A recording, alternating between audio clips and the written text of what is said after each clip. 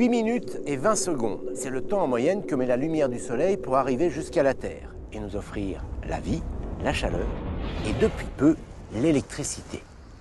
En effet, le phénomène de transformation de la lumière en électricité, ce que l'on appelle l'effet photovoltaïque, n'a été découvert qu'en 1839 par un physicien français, Antoine Becquerel. Les premières cellules photovoltaïques ont vu le jour un siècle et demi après et aujourd'hui, les panneaux photovoltaïques fleurissent un peu partout autour de nous. Alors comment fonctionnent ces panneaux? Comment les installe-t-on?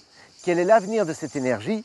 Voilà des questions auxquelles nous allons apporter toute la lumière du soleil.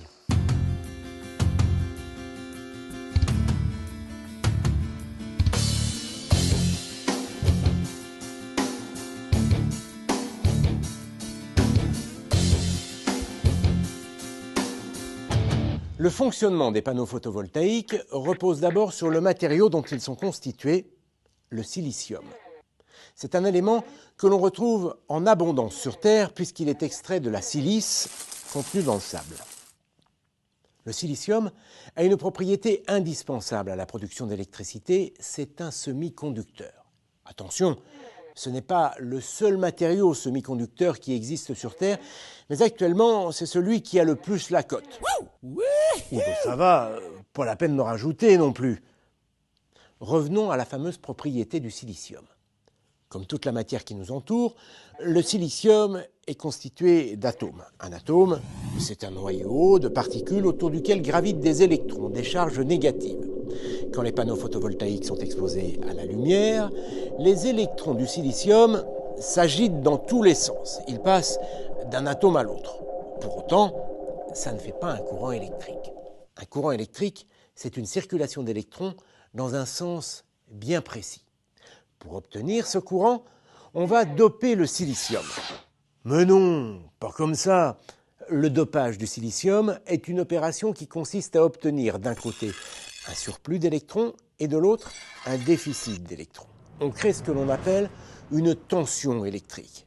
De cette manière, les électrons circulent toujours de la borne négative, qui possède un surplus d'électrons, un surplus de charge négative, vers la borne positive, qui, elle, présente un déficit d'électrons.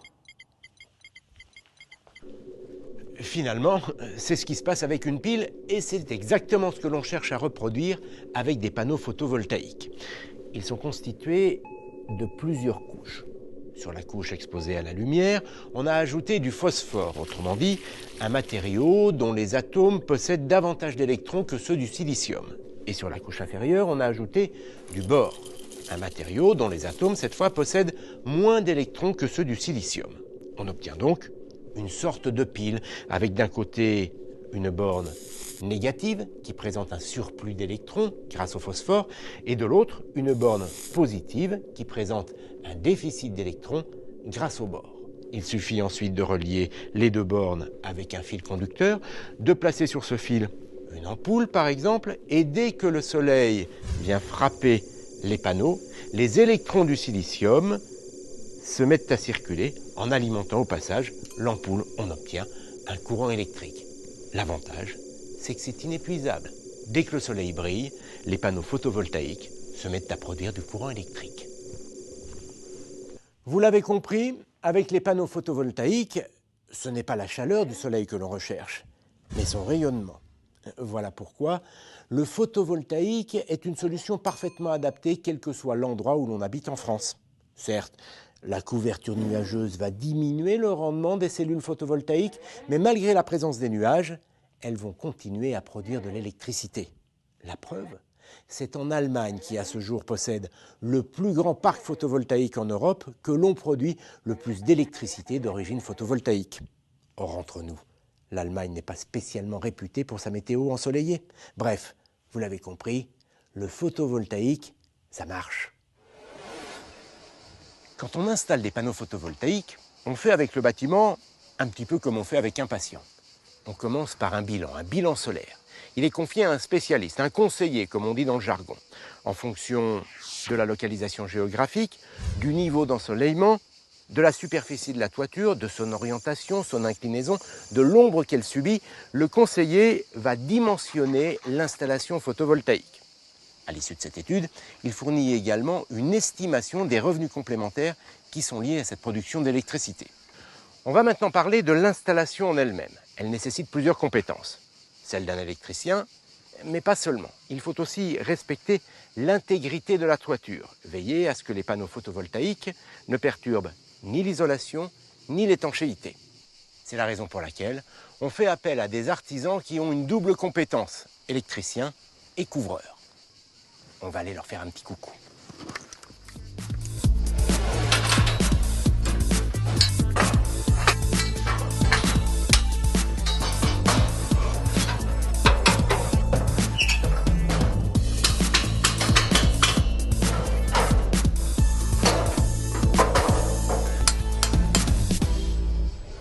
Alors les installateurs commencent par sécuriser le chantier et préserver la maison.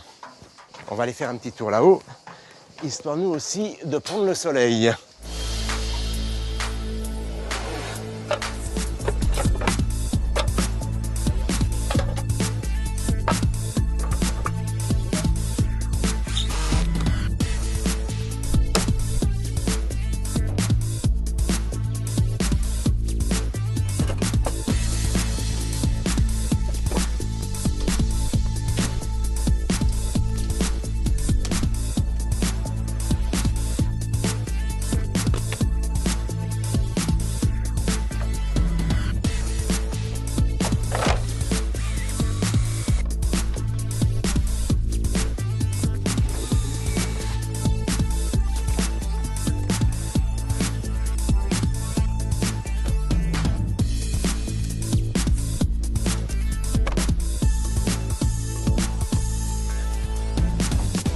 Ah ouais, sympa les gars la vue, hein. Oh, j'oubliais, c'est pas de ce côté qu'il faut regarder, c'est par là. Pour le moment, on a donc installé la structure qui est chargée d'accueillir les panneaux photovoltaïques. Je sais, ça ne vous fait ni chaud ni froid si j'ose dire, et pourtant c'est très innovant. Ces supports sont fabriqués à partir d'un thermoplastique qui est utilisé en aéronautique. Cette nouvelle technologie permet de résister à toutes les conditions climatiques. Le vent, la pluie et le sel. C'est important quand on habite au bord de la mer. Et puis, comme vous pouvez le constater, ces supports permettent de garder les panneaux indépendants les uns des autres. C'est mieux si au fil du temps, il faut en changer un. Voilà, on a posé les câbles. Il ne reste plus maintenant qu'à installer ces fameux panneaux photovoltaïques.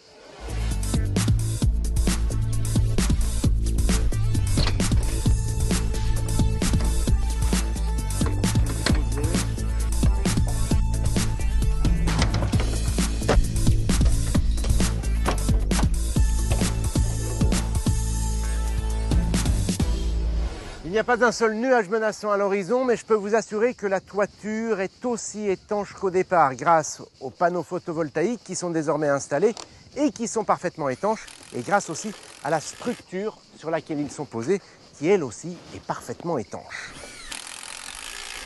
Au final, il faut compter 1 à 2 journées pour installer les panneaux. Ensuite, il ne reste plus qu'à raccorder les panneaux au réseau électrique. Ces panneaux photovoltaïques fournissent un courant continu qui arrive ici. Ce courant continu est transformé grâce à un onduleur en courant alternatif, lequel onduleur est lui-même relié à un compteur qui va comptabiliser l'électricité produite avant qu'elle soit injectée sur le réseau. Vous voilà donc devenu producteur d'électricité, au même titre qu'un producteur classique. Et attention, l'électricité que vous produisez n'engendre aucune émission de gaz à effet de serre dans l'atmosphère.